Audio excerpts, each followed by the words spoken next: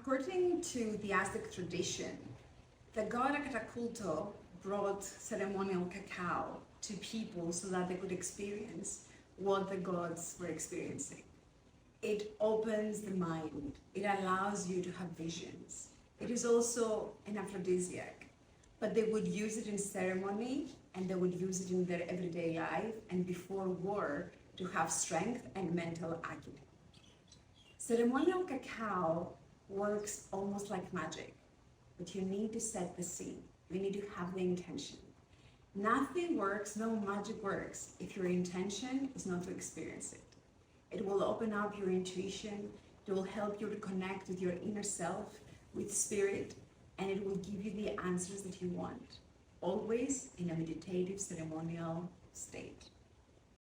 Once you have all the ingredients necessary for a cacao ceremony, of course, the most important ingredient is that the cacao ceremony is led by a ceremonialist who's a shaman, who's a meditator, who knows how to lead them through ceremony, to release what is no longer loving to them, and to also connect with the spiritual realm and the collective subconscious mind. The spiritual realm has all the answers and has all the solutions that we need. It can also lead us to the next step in our life. Life is beautiful and life cannot be stagnant. As we evolve as parents, as individuals, through the different developmental stages of life, we need to understand that we'll have new goals and new steps that we need to move to.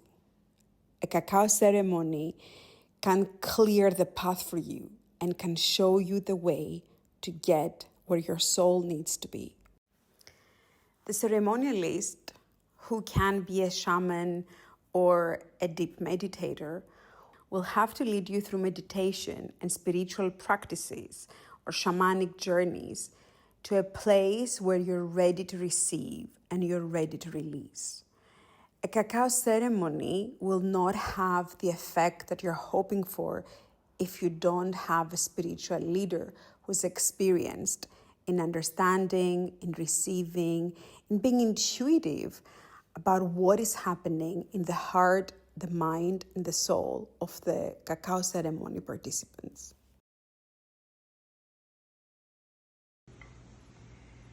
I love cacao ceremonies.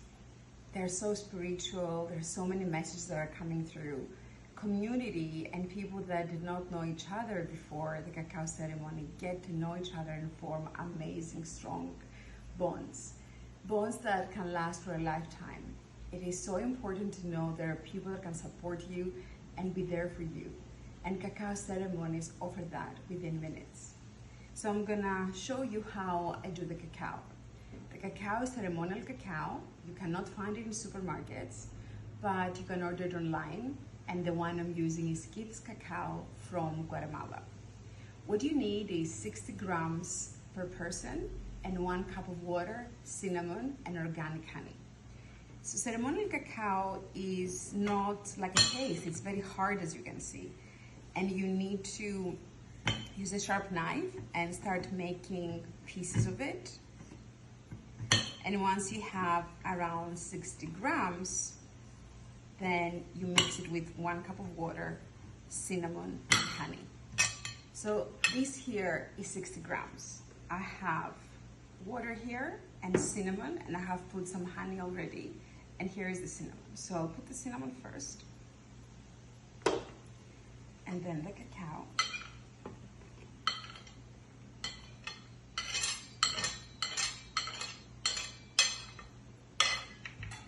I have incense burning, and this is frankincense, resin, and copal, and I bless the cacao.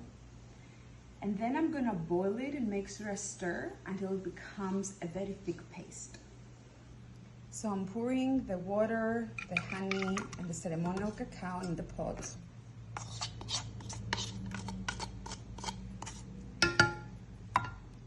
I'm going to put it over the frankincense one more time to bless it. and ask for our third eye opening up and intuition coming through, spirit being with us during this cacao ceremony. So you keep stirring for at least 10-15 minutes until you end up with a very thick paste. And this is the cacao that you can use for your ceremony. Additionally, ceremonial cacao is very good for people with depression or ADHD and anxiety. It helps slow you down and it helps you feel lighter and more joyful. I highly recommend it. Maybe 1 cup a day or 3-4 times a week. And I would definitely have it in the morning because cacao can make you move faster in the way you think. So the cacao is ready. It's a very thick paste. And I'm gonna pour it in the cup.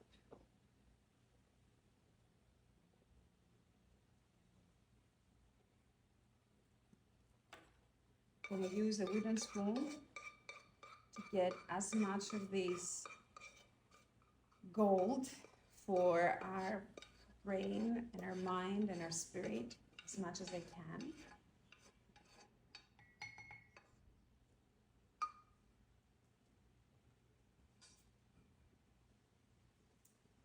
Now I'm gonna bless it one more time over the frankincense and copal in my burner, and it's ready. Frankincense is very good to cleanse energy, but also to open up the third eye. I always burn frankincense resin when I'm doing any type of ceremony. And the other thing that I'm burning is copal. Copal comes from Latin America, and it is used to get rid of difficult energies. So you have a charcoal disc that you light, and then you put on frankincense and copal. Flowers are very important in any ceremony, any spiritual ceremony. And the way I use them in cacao ceremonies, people write a loving message to themselves. And when they read it out loud in the center of this beautiful circle, there is another participant who is pouring those beautiful flowers and petals on their head. And this signifies how important they are, how what they have to say to themselves and to the world is vital. And people usually cry because they feel significant. They feel that their voice is heard and should be heard. Any spiritual ceremony needs many elements. You need fire, you need to burn incense, you need the aroma of the incense, also the frankincense. It is activating your third eye and it is activating your pineal gland, so you're more likely to have beautiful visions and get amazing messages for your life and where you should be and what you need to do or how to resolve a particular life issue. We also need candles and water, and we need to make an offering to the spirits of the place, but also spiritual guides that you are connected with.